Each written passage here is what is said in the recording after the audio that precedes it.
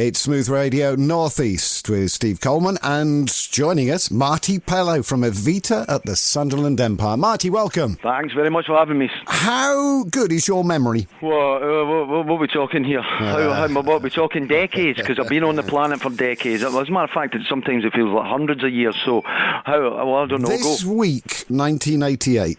This week, 1988. June. Then I would have to be Mandela. No, Whitley Bay Ice Rink. Wet at Whitley Bay Ice Rink. I remember all Whitley Bay Ice Rinks. Yes, because you came back in 1990 and in 92 with High on the Happy Side as well. What's your memories? I mean, is it the condensation running down the walls, because it was so hot in there once you packed a right good few people in. At first it was a bit cold, being the old ice rink, but once you packed them in, great atmospheres. It was fantastic. We had some good times. Brilliant gigs. Every time there, we'd always look at the tour and go, oh, Whitley Bay Ice Rink, here we come. They've got the big arena now and all that, and I suppose it's a better facilities and stuff like that, but that was a happening gig on the circuit, that one. Great atmosphere. You moved into the musical theatre world. Conscious decision by you, or did somebody spot your potential? Well, I was in the Albert Hall doing a gig for Pete Townsend and Roger Daltrey for the Teenage Cancer Trust, and they asked me to come along and sing some songs, and I'd be delighted to do that. And in the audience was one of the producers from the musical Chicago, and that night I was singing with Ruthie Henshaw, who had just come back from Broadway, where she was starring in Chicago with Little Empire, and I was kind of talking to the producers after the show, and they said, have you ever thought about doing musical theatre? No, really. But the irony was that a few years before that, Pete Townsend had asked me if I would be interested in doing the musical Tommy. But at the time, I was with Wet, or working away, and my fear of the whole genre, I don't know if that's really for me, but eventually I ended up doing it with Chicago. That was my first port of calls. Not a bad starting point, really, was it? What a great part. Oh, great part. Billy Flynn, can't beat it. And great songs. Cantor and Epscore, and just wonderful. Well, best and popular shows, because Blood Brothers, of course, as well. I mean, that just keeps on coming round and round and round. People love it. Oh, Wally Russell's got so much heart in that piece, and I think when I got asked to get involved in Wally Russell's Blood Brothers, that was another no-brainer. You think, oh yeah, I want some of that.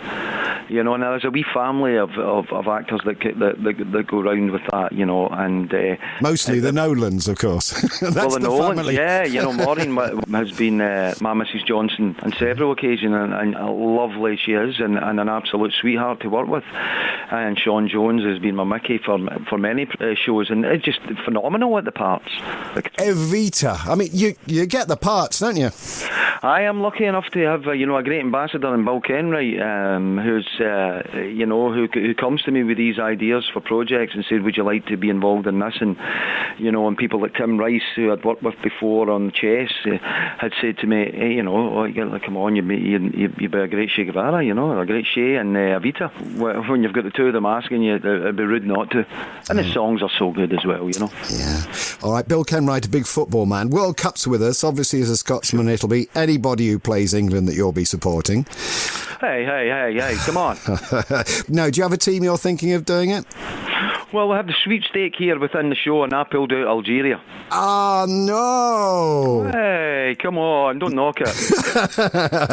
They might be home before the postcards. Well, I've got an idea for you to actually maybe nip round the bookies or something, but obviously Evita, Argentina, that might be it for you. Oh, come on, Come on now. All those I'm ready flags, for it. all those flags there. Messi, though, sick again the other night on the pitch. He's doing it regularly, sort of blaming the stress of expectation. Is that something you suffer with? Any nerves? Well, I think it's good. It's a good thing to have that nervous energy. Whether or not it makes you throw up, I don't know about that kind of stuff. But that means you're engaging in it, and you're putting your heart in it, and you're engaging in whatever you're doing, and that's what brings out my performance. When I tap into that. Okay, and we're going to see you actually singing at the races, of course, as well, a little bit later. Yeah. York, I mean, a couple of places close-ish to us. York on the 26th of July, Carlisle on the 4th of August. Yeah. How did those come about?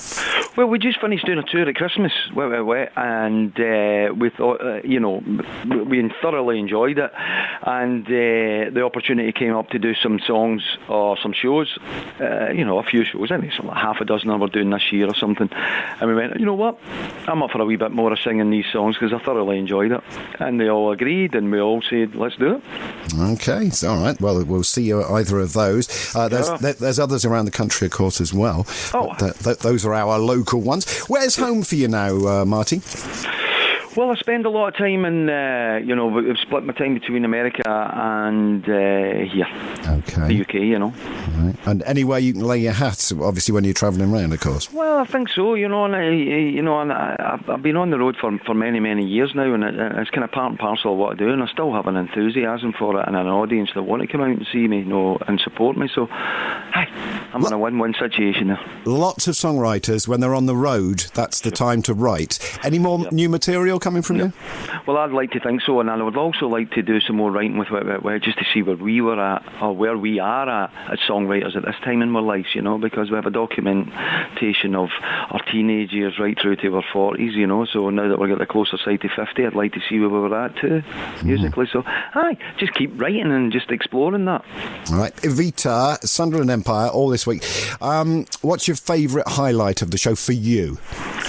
Well, I think that for me, is to see Bill Deemer's choreography in the show, and listening to the band and the musicians, and the arrangements are just top class, and to see the choreography is just great, and the set that's been designed by Matthew Wright is just, it gives you a real feel of grandeur, and it's just a wonderful production Bill Kenwright's put on, and I really think that if it's a musical you want to come and see, then come along see Evita, because it's got great songs, even out with all of those good things, you get to hear songs like Don't Cry For Me Argentina, Oh What a Circus, Another Suitcase, Another Hall. Suitcase. It's just a wonderful. And it melts in together, that music, doesn't it? I mean, it was very clever songwriting. Oh, very. Or show writing. Really beautiful, and the content of it, and Madeleine Alberto is absolutely stunning in the part of Evita. She's the star of the show, and quite rightly so.